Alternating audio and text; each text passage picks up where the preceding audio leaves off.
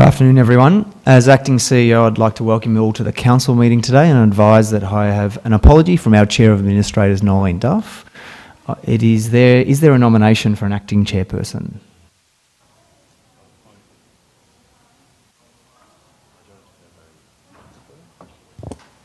I nominate Cameron Boardman as Chair.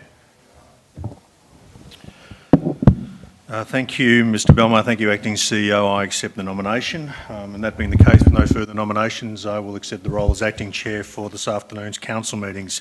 As you, Acting CEO, have acknowledged the apology of the Chair of the Panel Administrators, Ms Noeline Duff. I'll also acknowledge the apology of the CEO, Mr Glenn Patterson. I'd welcome community members present in the public gallery and those who are watching on the live stream. At this afternoon's Council meeting, we have 7 officers' report to be considered in open council. Before we get to the agenda proper, may I introduce my fellow administrator, Mr Miguel Belmar. Good afternoon.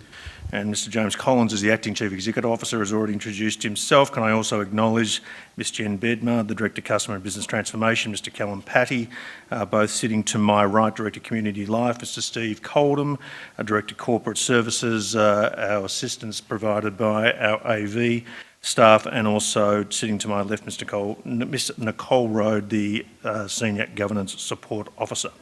The same acknowledgement is that the City of Casey acknowledges the traditional owners, Casey's Aboriginal communities and their rich culture, pays respect to their elders past, present and future. We acknowledge Aboriginal people as Australia's first people and as the traditional owners and custodians on the land on which we work, live and of course meeting this afternoon. The diversity statement, the City of Casey is home to remarkable diversity with many cultures, languages, faiths and communities of worship, ages, LGBTQI+ identities and landscapes, together forming our rich and dynamic community story. From our first Australians to our most recent arrivals, and every wave between, the City of Casey welcomes and represents all community members and their respective ambitions to live healthy, rewarding and happy lives. We recognise this diversity as our strength and we aim to share, nurture and celebrate it. If I can move to agenda item 2, the confirmation of the minutes.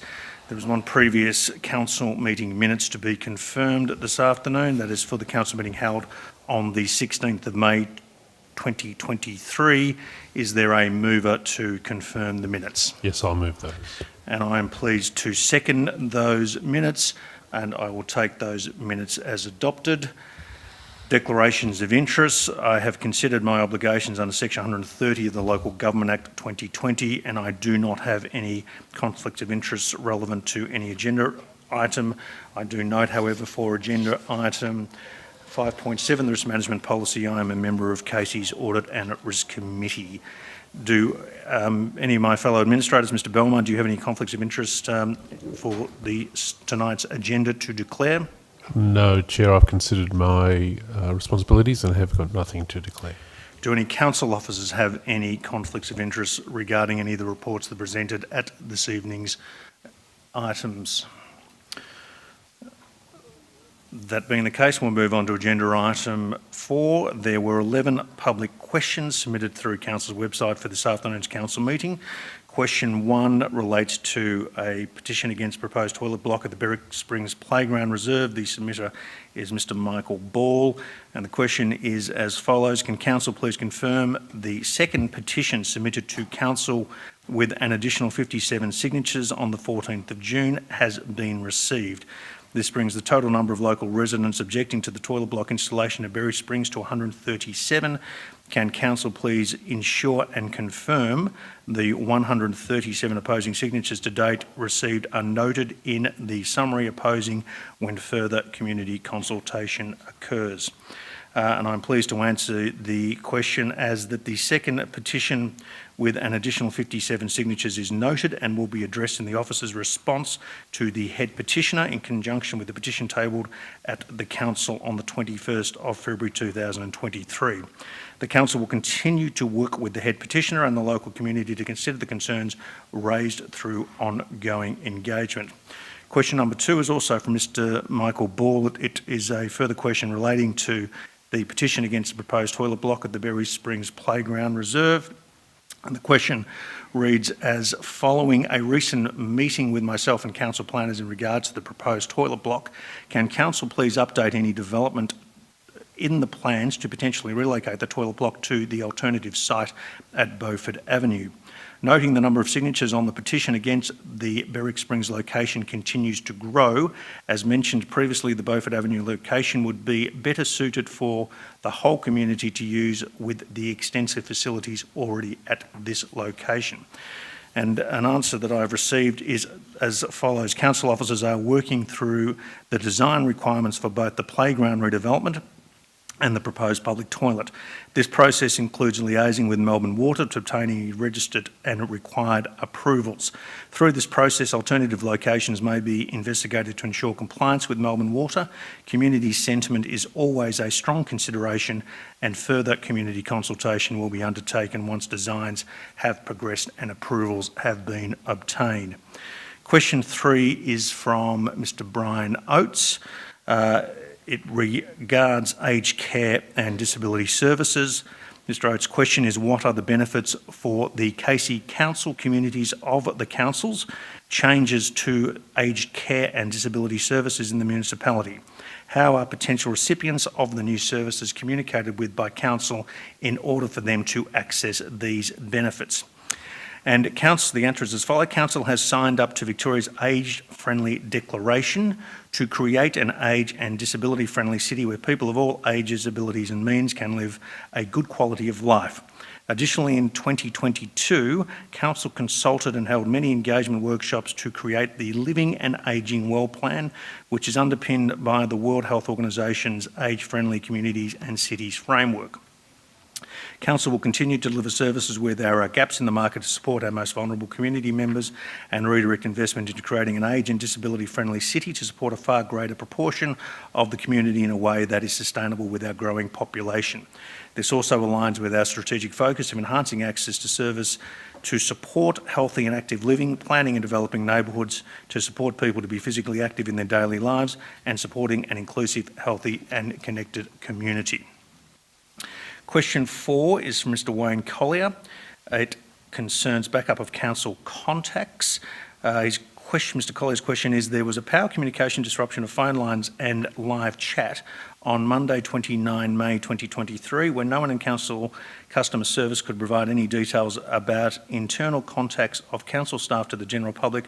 So my question is, why does Casey Council not provide staff with a hard copy of contacts so us, the general public, can speak to council staff regarding urgent matters that need to be addressed? And I'm pleased to answer Mr. Collier's question as follows. During this communication outage, our phone calls were diverted to our after-hours service provider who direct inquiries of an urgent nature directly to council staff. They are not authorised to provide direct numbers on specific council staff members. If the inquiry is not urgent, we currently advise customers to contact Casey Council on the next business day. In light of your feedback, we will review the processes and communications provided by our after-hours service provider to include alternative ways for customers to contact Council. Question 5 relates to emails, and the question submitter is Ms. Irene Tracy. The question is, why can't we have these questions with a CC option? I would like to CC these questions to myself and sometimes my local and federal MPs.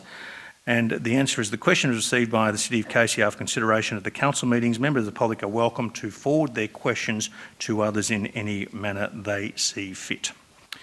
Ms Tracy is also the submitter of question 6 related to pet registration. Why do we have to pay for pet registration every year? Surely it does not cost anything to keep my pet rego on a computer. I have had a dog for 15 years and never need council service, so I've paid for nothing. Maybe we could pay if our pets get out instead. And I'm pleased to inform Ms Tracy that the City of Casey has approximately 37,000 registered cats and dogs. The registration period runs from 10 April annually. Pet registration is a legal requirement under the Domestic Animals Act 1994. Every dog and cat 3 months of age and over must be registered with the local council on which the animal is being kept. Existing registrations must be renewed by 10 April each year. Animal registration fees are set each year by council. It is prescribed in the law through the Domestic Animals Act 1994 that I've referenced that council must set these fees. The revenue generated through animal registration fees is only a contribution towards the actual costs of the City of Casey in running its animal management service and programs, which include animal management staff to support the collection and return of stray animals to owners, individualised registration tags for each registered cat and dog within the City of Casey, investigation and prosecution of owners involved in animal tax or the keeping of unregistered animals, registration and inspection of domestic animal businesses, including pet shops, boarding kennels and breeders within the City of Casey, investigation of animal complaints, including nuisance cats, barking dogs, trespassing complaints and animal welfare concerns. Council pays in excess of $160,000 to the state government levy for cats and dog registrations. The City of Casey promotes responsible pet ownership and looks to ensure that there is a value to the customer through animal registration. As a result, registered cats and dogs that have been found not contained to their property will be reunited with their owners at every opportunity, avoiding trips to the pound and incurring release fees and infringement notices for their owners. All unregistered animals found not contained are taken to the pound and their owners are issued with infringements for being at large, not contained, as well as not being registered in such circumstances. Question 7 is from Ms Gail Savage. It relates to the Berwick Inn Hotel, and the question is, like many residents, I was appalled and confronted to see 2 mature exotic trees next to the Berwick Inn Hotel had been removed and replaced with a large green TAB sign. This not only destroys the charm of High Street, but also removes all the benefits associated with shade trees. Will the renovations of the Berwick Inn Hotel enable more gambling? And I'm pleased to inform Ms Savage that a planning permit was issued for the extension to the existing hotel to create an outdoor space and the removal of vehicular access from High Street, an extension to the licence area, the erection of illuminated signage and the removal of the 2 elm trees in question. The 2 elm trees are covered by an environmental significance overlay. An arborist report was lodged with the application and reviewed by council, and it was determined that the trees had reached their end of useful life expectancy. In addition to other works relating to the hotel, permission was granted to allow the removal of these 2 trees. A condition of the permit required the replacement of both trees with advanced elm trees. Additional TAB signs did not form part of this particular application. Whilst the permit also allows an increase in patrons on the site, it does not permit additional gaming machines to operate from the site. Questions 8 and question 9 are identical questions lodged by Gail Savage and Anne Savage. The questions relate to item 5.2 in this afternoon's agenda, which is the Bundle Place Master Plan. And the question is, as one of 139 participants who completed the survey regarding the Bunjil Place Precinct Concept Master Plan, I was disappointed but not surprised to see this feedback failed to elicit any amendments in the plan being recommended for adoption.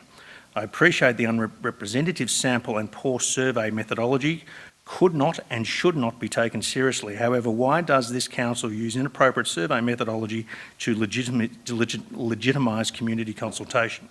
Please explain how council can endorse the Bunjil Place Precinct Plan when community feedback was just 0.003%, i.e. 139 responses received from an estimated population of 380,000. There is also little detail provided on the number of calls, email received and stakeholders consulted. What steps is council undertaking to improve community engagement? I'm pleased to inform Ms Gail Savage and Ms Anne Savage that we will be discussing this as agenda item 5.2 this afternoon, but in preliminary comments and an answer specifically to the issues raised in the question, can I say that community consultation on the draft Bunjil Place Precinct Concept Master Plan occurred in January and February 2023. The consultation was advertised on the Casey website, social media and via a media release. All residents and interested stakeholders were given the opportunity to provide feedback during any during the community consultation period through Casey Conversations. In addition to the 139 direct survey responses on the Casey Conversations engagement website, a small number of direct calls and emails were received from local residents, businesses and organisations. Additionally, Casey's Design Excellence panels, a multidisciplinary panel of independent design, planning and other experts, were also engaged to inform the development of the Concept Master Plan. The draft Concept Master Plan being considered for endorsement enables the type of land uses the community has demonstrated support for and proposes to enhance the public spaces. The feedback received from the community was broadly positive, with strong support for hospitality and entertainment, education, healthcare and youth services.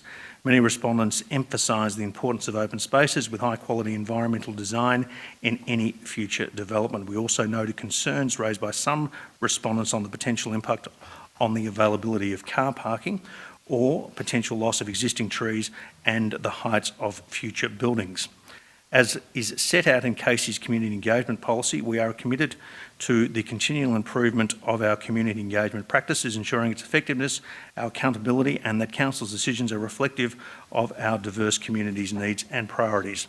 This phase of community engagement for the Bunjil Place Precinct Master Plan only applies to the vision of the Concept Master Plan and the sale of land process.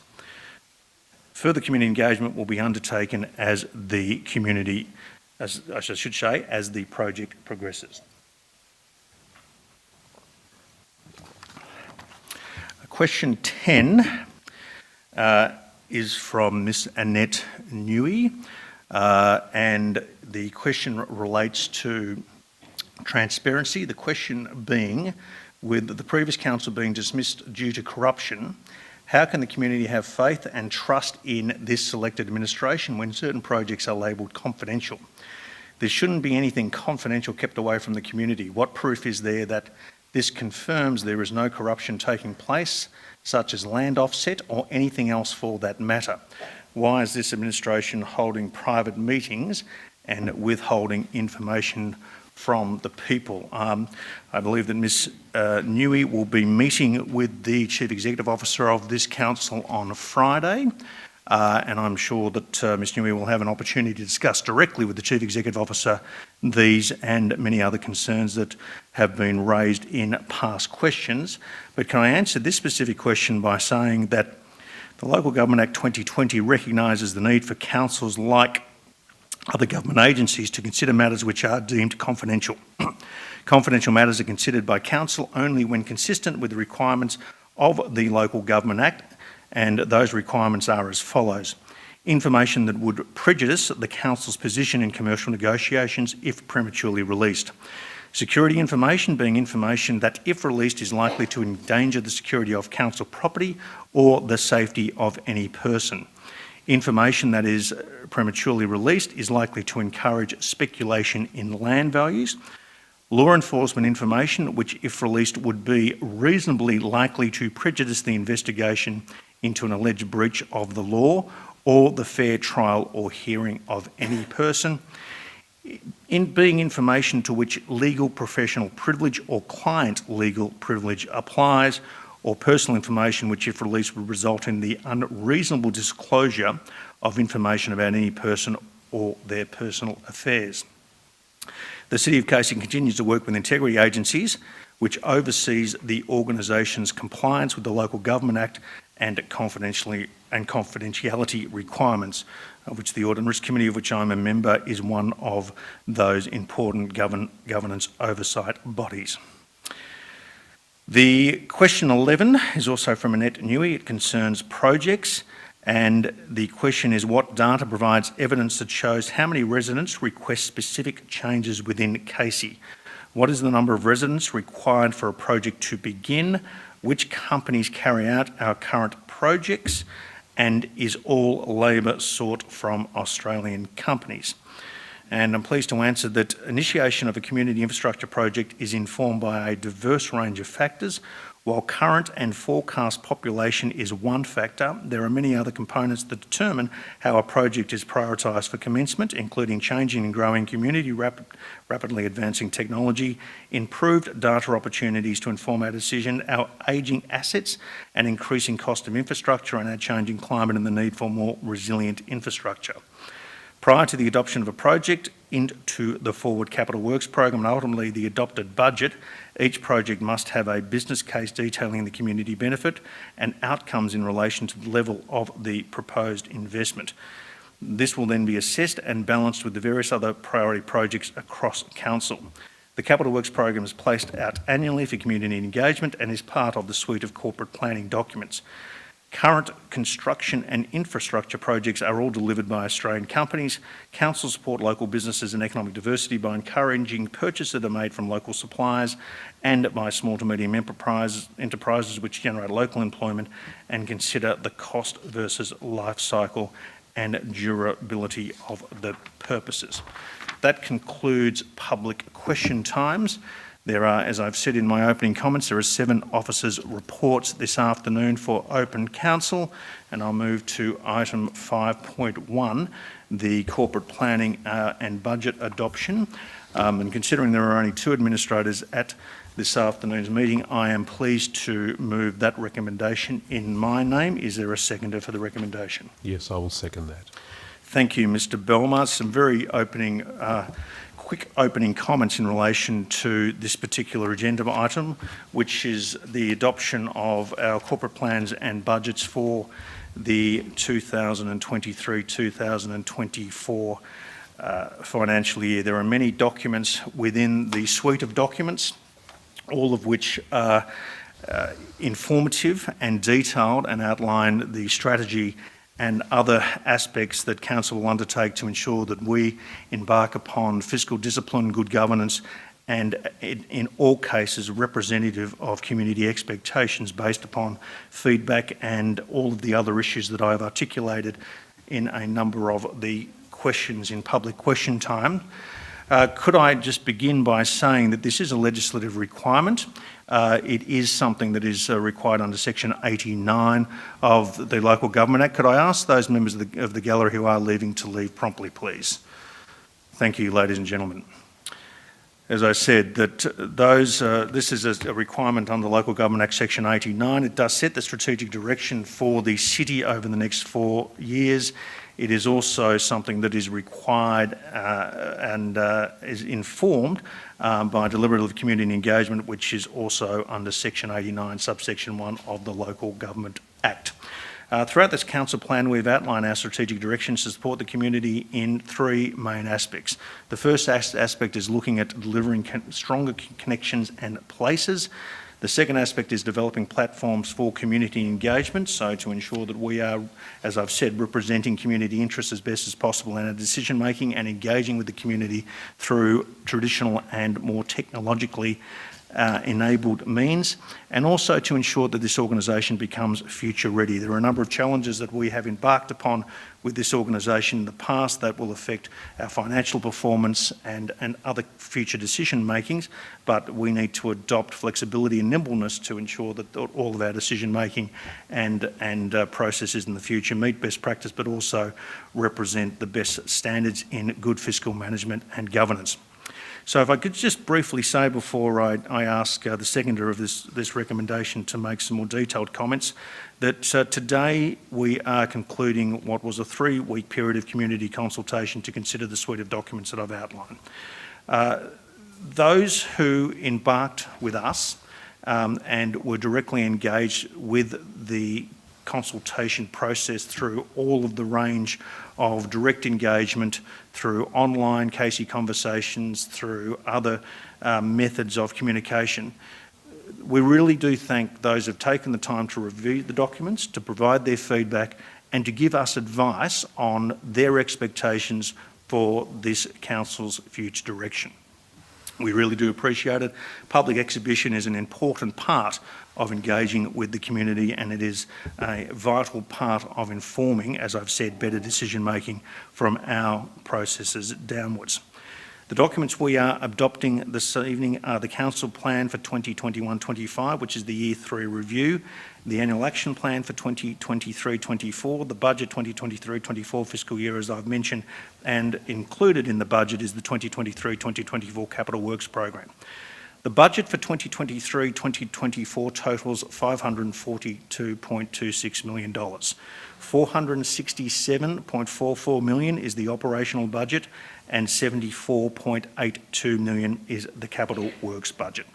And if I could make a distinction between what is the operational budget and the Capital Works budget, the operational budget services all the suite of council services such as kindergartens, maternal and child health services, waste management and collection, which we have spoken many times about in this forum, and of course vitally infrastructure management. There are many factors at the moment which we again have mentioned in significant detail that are affecting the costs of running these services. These escalations can include such matters, which Casey is not necessarily unique as a recipient of, but there are pressures on external contractors, there's pressures on Capital Works, on supply chains, there is inflationary cost pressures, there is labour shortages, there is cost shifting from state government, particularly as it relates to waste management and other services, and there is also changes in waste levy aspects of the budget.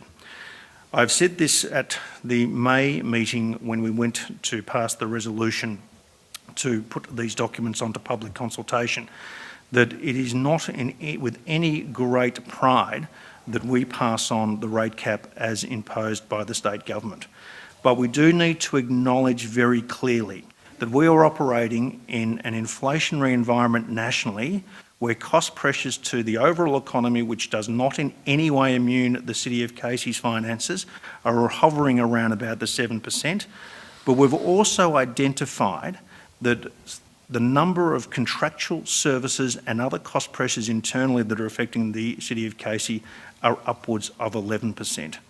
So if we think about this in a very broad pitch, that whilst we are constrained by the rate levy from the state government, it is something that unfortunately we have no option but to pass on, to try as best as possible to meet these cost pressures, to continue to provide the high-level services the community expects, but also to ensure that, as I've made this point continually, future-proof this organisation so that this level of services and the expectations of the community can be met now into the future.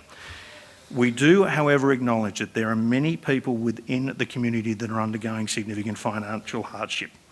There are a number of financial hardship and other relief measures that we are embedding into this budget, and Mr Belmar will articulate that in a moment.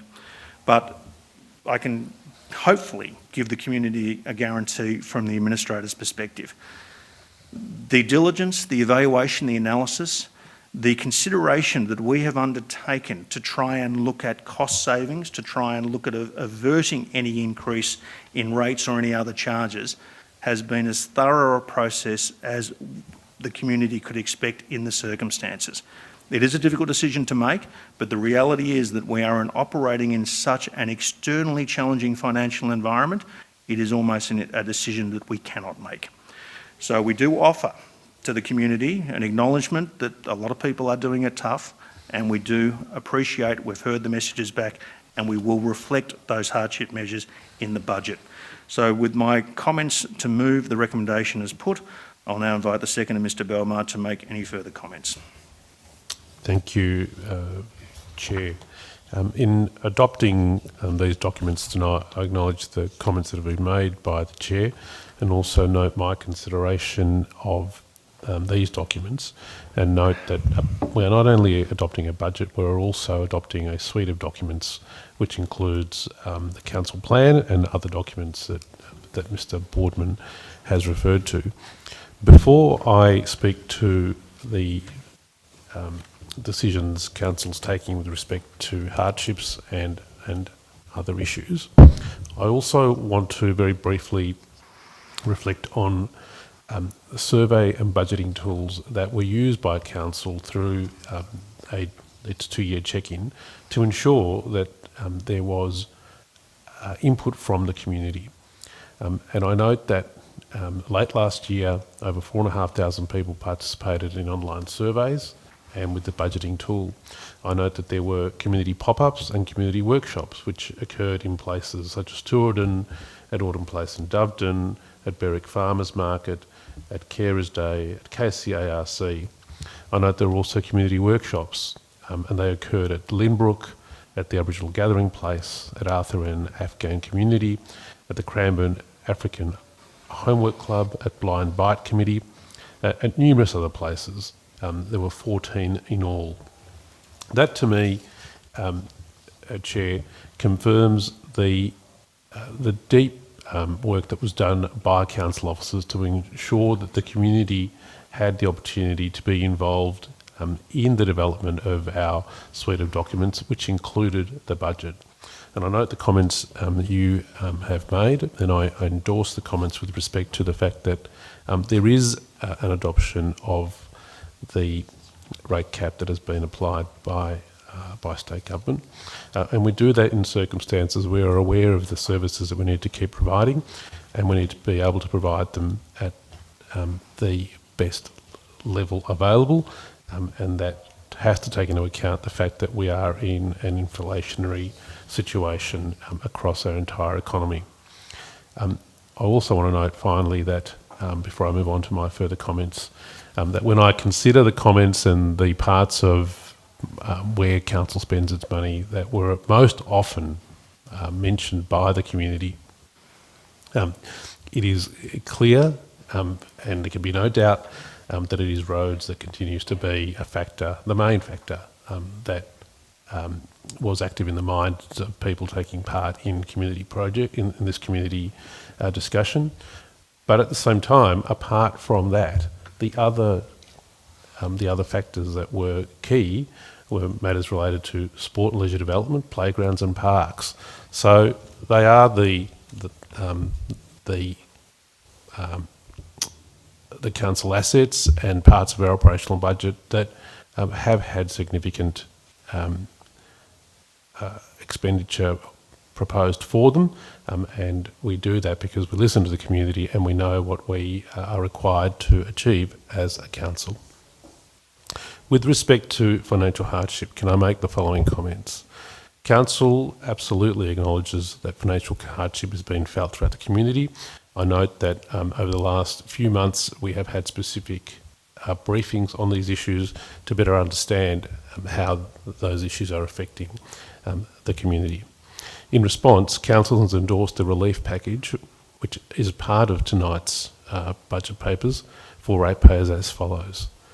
There will be a suspension of late payment penalty interest until the 30th of June of 2023. There will be a deferment of legal action, and there will be a suspension of interest on approved arrangements to pay plans. Anyone needing to discuss their financial position with Council is invited and encouraged to get in contact with Council via its website, where you can apply for a rates payment plan. And the message from us tonight as a council is that a conversation, speaking to us, letting us know your position is always the best thing to do. Council is aware of the situation. We have been, during the last few years, obviously had to embark on a journey with ratepayers to ensure that hardship did not prevent the council was able to enter into discussions when hardship occurred, and so we are well versed in this, and it is a matter that we will continue to embark upon. We're also able to announce that there are 2 additional changes to the budget since the draft, and they are both ones which are ultimately favourable to the community. The first is that the waste charge increase was reduced from 6% to 4% because the awarded recycling contract cost approximately $1 million less than was estimated at an earlier stage in the planning. Secondly, there will be additional grants funding which has been allocated to address increased community need. I can announce $135,000 added to the existing community grants funding pool of $365,000 and an extra $50,000 per year for 2 years added to the existing event funding pool of $207,000 per year. The increased funding is sourced from savings within the budget of 2023-24, ensuring no additional cost to the community. Can I also reflect for a moment on our 2023 Capital Works program, which focuses on consolidation. Our 2023 Capital Works program includes a mix of continuing projects and renewal of infrastructure and assets across the city, with no new capital works initiatives outlined in the budget. The aim is to prioritise long-term economic and environmental sustainability. Key highlights of the budget 2023-24 include $57 million towards waste management services, $45 million towards child, youth and family services, $23 million towards community connection and wellbeing, $22 million towards the road network, $19 million towards parks and open spaces, and $11 million towards sport and leisure. I encourage the Casey community to visit Council's website to review the finalised strategic documents, including the budget, which remain publicly accessible from tomorrow. I also want to acknowledge the great work done by all council officers in putting together not only the budget briefing document, but the suite of documents we are adopting tonight. Budgeting, as I've learnt through my time here at council, doesn't just occur in the month before we come to this meeting. It's an ongoing annual event, which is always a matter which is front of mind to our council officers. And I want to thank the CEO and his team for the work that's been done in, again, presenting a suite of documents to us, which is first rate and ensures that we're able to maintain a tight financial ship here at the City of Casey. And with those comments, I'm happy to second this motion. Thank you, Mr Belmer. I'll put the motion. All those in favour? Motion is carried. Move on to item 5.2, the Bunjil Place Precinct Concept Master Plan. Is there a mover for the recommendation? Yes, I will move that. And I will second the recommendation. Mr Belmer. Thank you, Chair. If permit me for a moment to find my place in the papers. Tonight I'm moving this motion, which has two parts. The Council endorses the Bunjil Place Precinct Concept Master Plan, brackets generally in accordance with Attachment 1, and secondly, a report regarding the commercial delivery options of the precinct be brought to Council for consideration in the year 2023-24. Can I begin by making some brief remarks about concept master planning. Concept master planning is a broad strategic planning tool which allows councils to take a piece of land which is underutilised and to have a vision about how it can be best used in the future. The precinct that we're discussing tonight, Bunjil, encompasses the 5-hectare expanse of car parking and underdeveloped space between Bunjil Place and the Fountain Gate Shopping Centre. Fountain Gate, Narre Warren, is a metropolitan activity centre as designated in the state government in the planned Melbourne Metropolitan Strategy. It is the highest level of activity centre and it is one of only 11 of this scale in the whole of metropolitan Melbourne. So I just want to repeat that. It's only one of 11. So we're talking here about a major asset, not just to the City of Casey, but to the city of the metropolitan area of Melbourne as a whole. The Bunjil Place Precinct has long been earmarked for redevelopment as part of Council's initiative to optimise the utilisation of its land and revitalise Casey's largest urban activity centres. The Concept Master Plan has been collaboratively developed by a group of experts and stakeholders and is a key project of the Casey Design Excellence Panel, which has been another initiative. The plan has been prepared to guide the next steps of the journey of the development of the precinct. It sets out Council's long-term vision, general objective and aspirations for the site. It's important to note that the ultimate mix of land uses, built form and design of any future development will continue to be refined as Council engages with the development sector and through future statutory planning processes. And if I can unpack that for non-planners, basically we'll go through a process of this stage and then later any proposed actual buildings that are intended to be built will need to go through a planning permit process. The community engagement undertaken early this year has provided valuable insights to the community's vision for the potential users and design of the precinct. The feedback generally aligned with the draft concept master plan, with the concerns noted around car parking, accessibility, open space and overdevelopment of the precinct. The endorsed plan, I believe, addresses these concerns. It includes replacement for the existing car parking and adequate new car parking, which will be assured through future statutory planning process for any new development, as per the Casey planning scheme. And again, if I can confirm that, there are statutory planning requirements which set out literally the number of car park spots you have to provide for any floor space, and we will have to replace any car parking that is lost. It just cannot be done any other way. That is what the Casey planning scheme requires. Those future planning processes will also consider impacts of any development on the broader traffic and transport network. The plan we're adopting tonight promotes inclusivity through quality disability access and ensures new high-quality open spaces and connections to the Max Pawsey Reserve as part of any future development. The overall scale of the precinct fits within the future context of the Metropolitan Activity Centre, and the scale, building heights and design of any new development will be guided by the Casey planning scheme through its planning permit process at that later stage. As part of the proposed next steps, Council is going to start preparations to undertake a future commercial process for the development and potential sale of the precinct.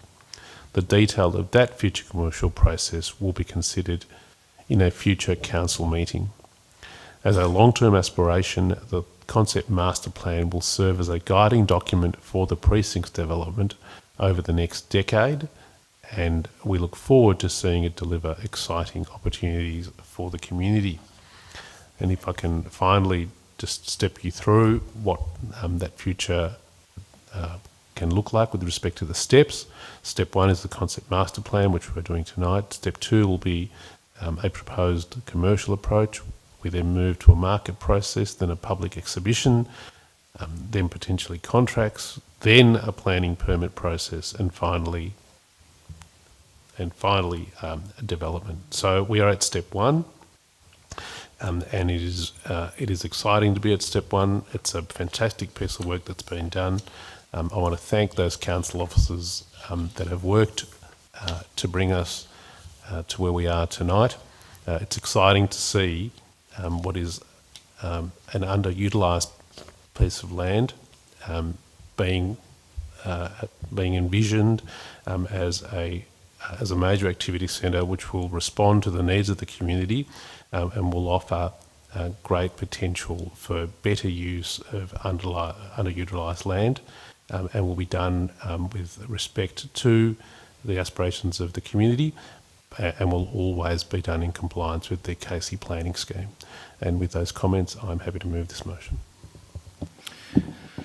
Thank you very much, Mr Belmar. Seconding the motion, if I could also make some brief comments in relation to what you've already stated as an exceptional piece of work. And again, I will also place on the record that as administrators, we're incredibly appreciative for the hard work that council officers and those involved in the design process have undertaken to get to this level. And also the acknowledgement, Mr Belmar, that this is only the first step in a number of steps. And this particular master plan should only be treated, as per the name suggests, as a concept master plan. It in no way will reflect upon what the final development of this precinct looks like. It is guidelines. There will be a range of uses, as Mr Belmar has articulated. The market will respond at the appropriate time. Planning permits will be applied for, and there is no doubt that there will be changes to the designs of individual buildings and the precinct as a whole. But we have to start somewhere, because I think we all acknowledge this, and we've made these comments many times. since we have been administrating this council, that this particular precinct is completely and utterly underutilised. Despite the fact that the building we currently occupy is a glorious piece of architecture, it is not fit for purpose, and all of us have attended events here, from community events to citizenship ceremonies to concerts to the Archibald Prizes to visiting the library to utilising the vast array of facilities that exist within this particular building. And whilst it was designed with specific purposes in mind many, many years ago, community expectations and particularly its integration with the overall precinct has changed, and we need to be very cognisant of that. It has been remarked to me through direct engagement with many members of the community that have been in this particular building in the precinct that they would love to have other facilities, particularly hospitality and leisure facilities, that would allow them to stay longer within the precinct. And if we think about it from the number of residents that are moving into Casey every week, basically, almost every fortnight we have a citizenship ceremony here, which is upwards of around about 1,000 new citizens who come into Bunjil Place.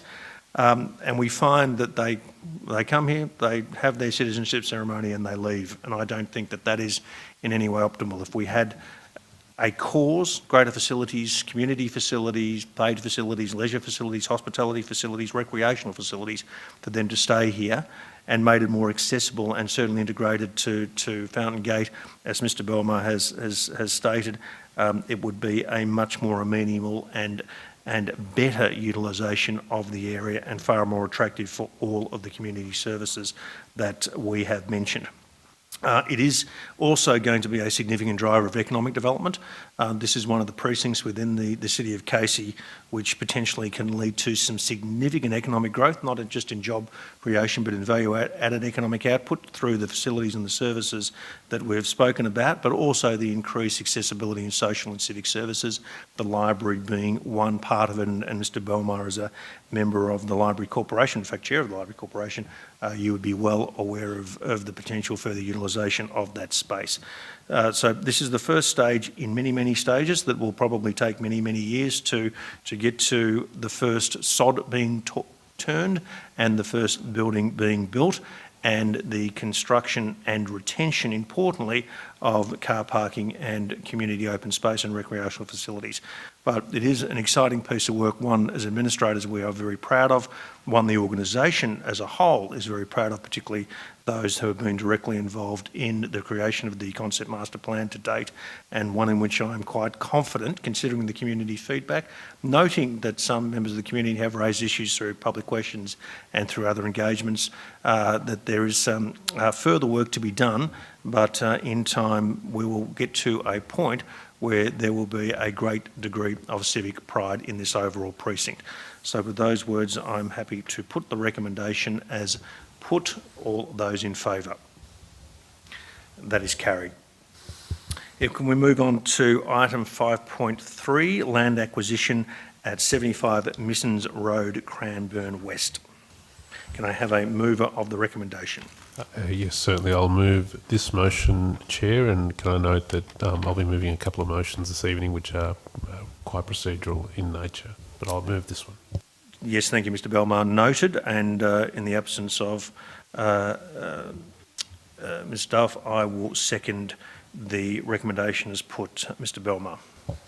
Thank you. This motion relates to the land acquisition at 75 Missons Road, Cranbourne West. I'm moving the three motions that appear on the screen. Can I, by way of background, provide the following? The Cranbourne West Development Contributions Plan funds the widening and construction of several local roads within the Northern Industrial Business Park located immediately south of Thompson's Road.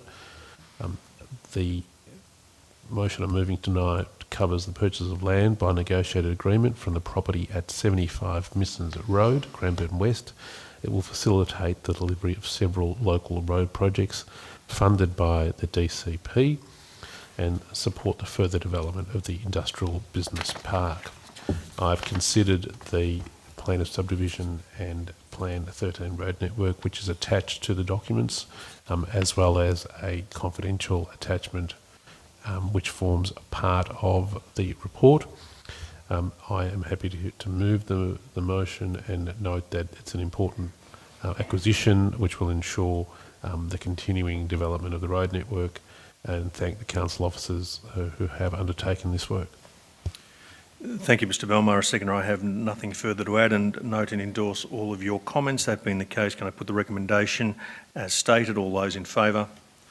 Recommendation is carried. Item 5.4, Casey Growth Area Payments from Reserves, June 2023. Can I have a mover of the recommendation? Yes, I'll move this. Thank you, Mr Belmar, and I will second the recommendation as put. Thank you, Mr. Belmar. Chair.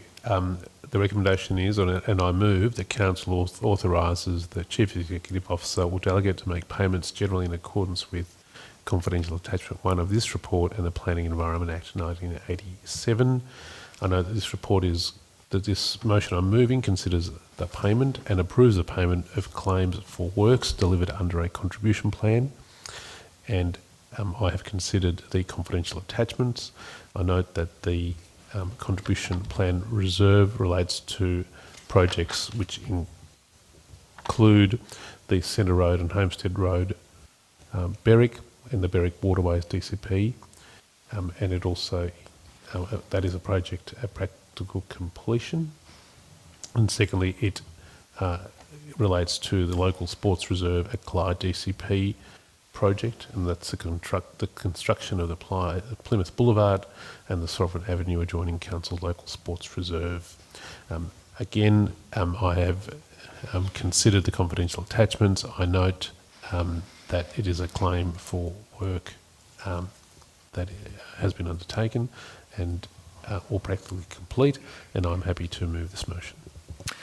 Thank you very much, Mr Belmar. I note that this is a payment under Section 173 agreements under the Planning Environment Act, that all planning permit matters have been met. I've also considered the confidential attachment and compliance with relevant council policies and an agreement that this recommendation has put meets all our expectations. That being the case, can I ask for the recommendation to be adopted? All those in favour?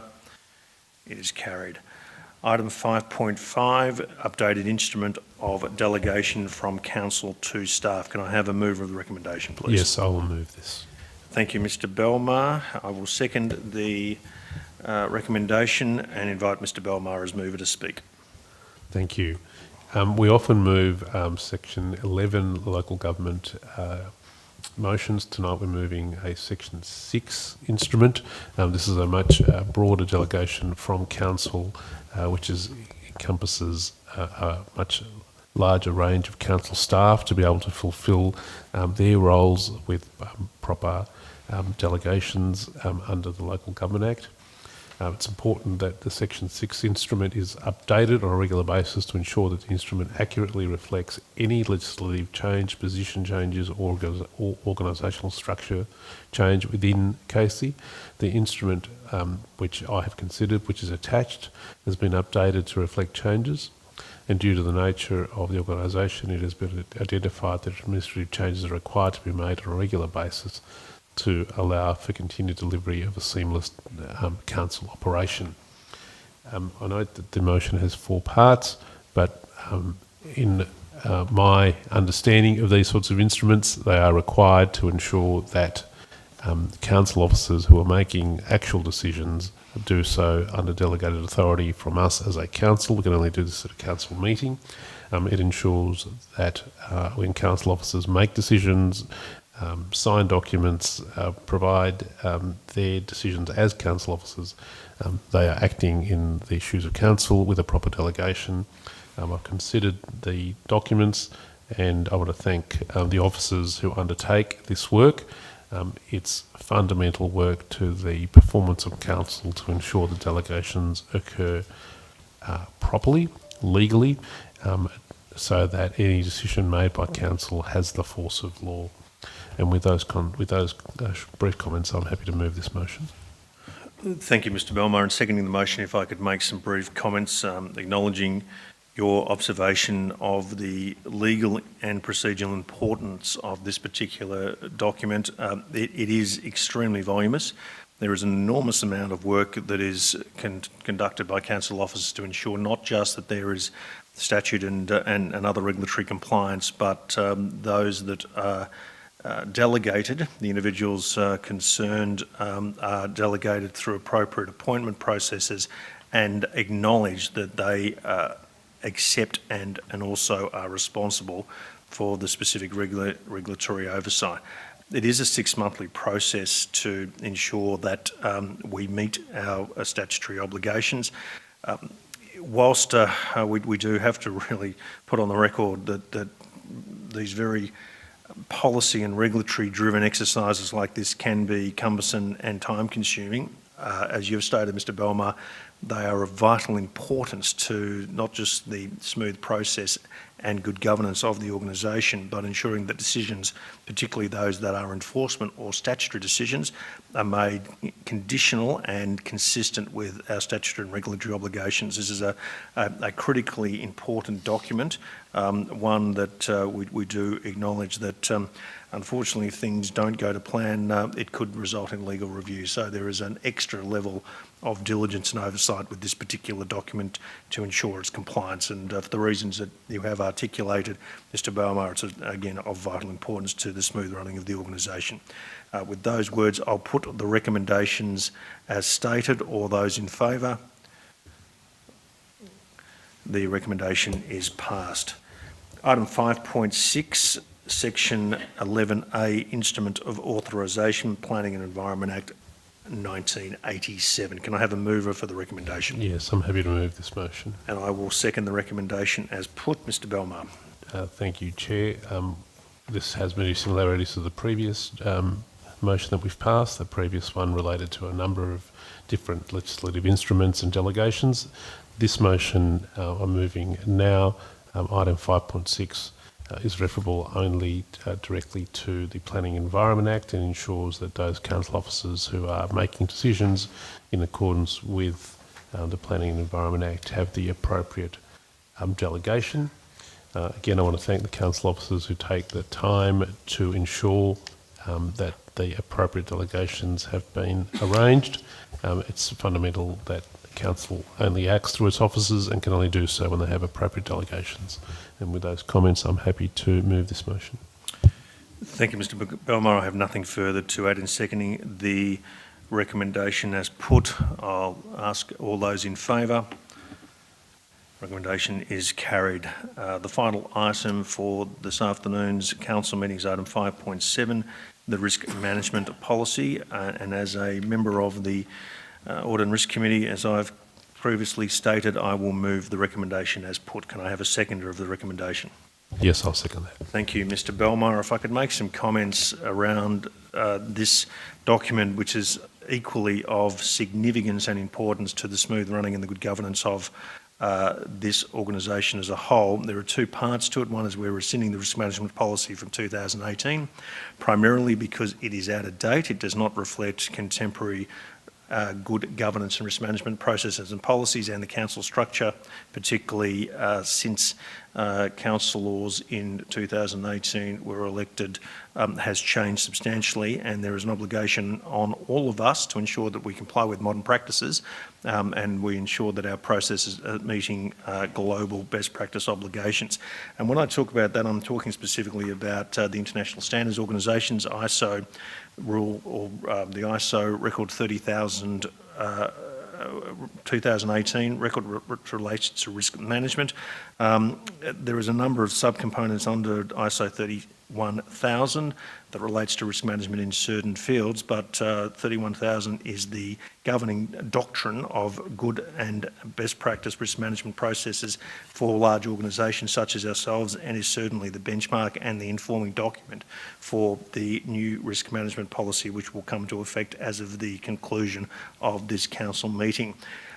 Particularly the changes that are most significant against the 2018 document as I've articulated, it is a clearer definition of the roles and responsibilities from council to council officers, and ensuring that officers involved in decision making are aware of the risk management process, the framework that's in place, ensuring they understand the risk appetite requirements to make those decisions, and that any decisions they make are completely consistent with all of the stated policies and objectives, which leads to a second change around that a stronger emphasis is placed upon a risk management culture, and as the fundamental element that underpins effective risk management. And as the administrators of the governing body of this organisation, the risk culture is set by us. It is also set by the Audit and Risk Committee. It is set by the senior leadership team and all aspects of the organisation to ensure there is clear communication and compliance with this policy. There is an understanding of obligations, roles and responsibilities. They are clearly articulated, and there is empowerment of the risk appetites and cultures that are appropriate in the circumstances and pertinent to the level of the individual that is making the decisions and undertaking those functions of council. It also ensures that each statement promotes the importance that risk is everyone's responsibility. This is a critical element from ourselves as the leaders of culture, the leader of decision making, the governing body within the organisation, to the most senior junior staff members, to ensure that we avoid workplace incidents, that we are complying with all statutory and policy requirements, and as I say, with a degree of necessary repetition, that we are meeting community expectations and standards in all aspects of our decision making. And fundamentally, the final part of the key changes is embedding the importance of adequate assurance activities, including responsibility across the 3 lines module, which is that global best practice framework. So this is probably one of the most important documents that this organisation will have. Successful implementation and compliance with this policy not only will lead to better decision makings, but it also will lead and result in a much safer workplace and organisation as a whole. And it is a critical part of every activity that we undertake, whether they're operational physical activities to governance, administrative or policy related activities, to ensure that each officer understands their obligations and responsibilities and complies with their obligations at their specific level.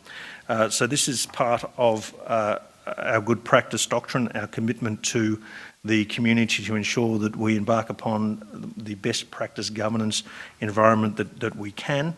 It will be strongly and earnestly communicated through all avenues of the organisation. There will be workshops at appropriate levels to ensure that those aspects around adherence, risk appetite and compliance are understood and met, and the policy and particularly its adherence within the organisation will be reviewed as appropriate from the Audit Risk Committee to ensure that those compliance aspects are met and that we are meeting our obligations not just under the global standard but under our policy and also our regulatory and other internal standards.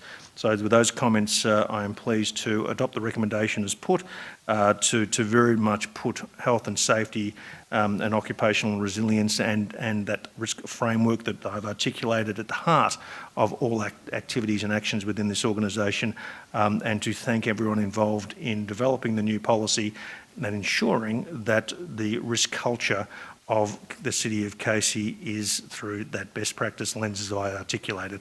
With those comments, I'm pleased to move the policy and the recommendation as put, and I invite Mr Bellemare as a seconder to make any additional comments. Thank you, Chair. Can I thank you for the comments you've made in moving the motion, and I adopt those comments, and I thank you for the work you do on our Risk and Audit Committee. I note that in adopting tonight's motion, we are adopting best practice with respect to Risk Management Standard AS/ISO 31000:2018. I note when reviewing the document, as I have on a number of occasions, item 5, which sets out the responsibilities, who and what has responsibilities.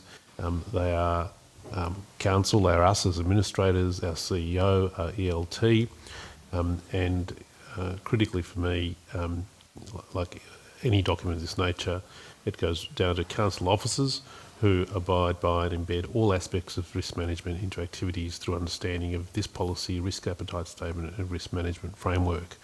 We are all risk managers within this organisation. We all abide by this policy, It's a vital policy. You've identified it as one of the most important policies we adopt, if not the most important, and it ensures that risk management is a fundamental part of our good governance. And with those comments, I am happy to second this motion. Thank you, Mr Belmar. I'll put the recommendation as stated. Those in favour? It is carried. That concludes officers' reports in open council. Consideration of reports and committees. The reports and committees are listed in the agenda papers and I note them. And I also note the record of discussions as also listed in the agenda papers. I note that there are 2 petitions received for this council meeting. One petition with 57 signatures relates to the toilet block installation at the Berwick Springs Wetland Reserve's West Playground renewal. We've noted that particular issue in public questions.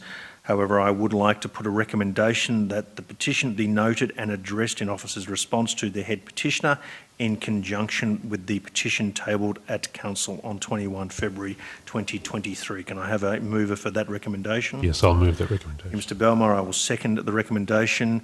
All those in favour? That recommendation is carried. We have a further petition relating to Ackland Park upgrade Narre Warren North with 504 signatures.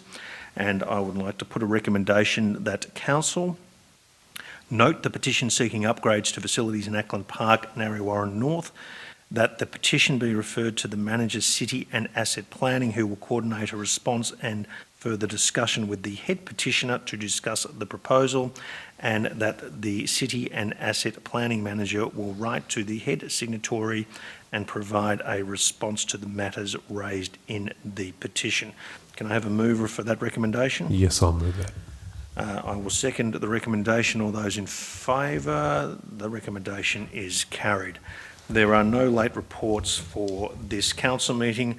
There is no urgent business for this council meeting. There are no reports for closed council meeting, and that only leaves me one further thing to do, is to close the council meeting at 5:06 p.m. Thank all members of the gallery for your attendance. It is thoroughly appreciated. Thanks everyone for watching us on the live stream, and thank those members of the community, as we've articulated, for engaging in recent engagement and community consultation activities.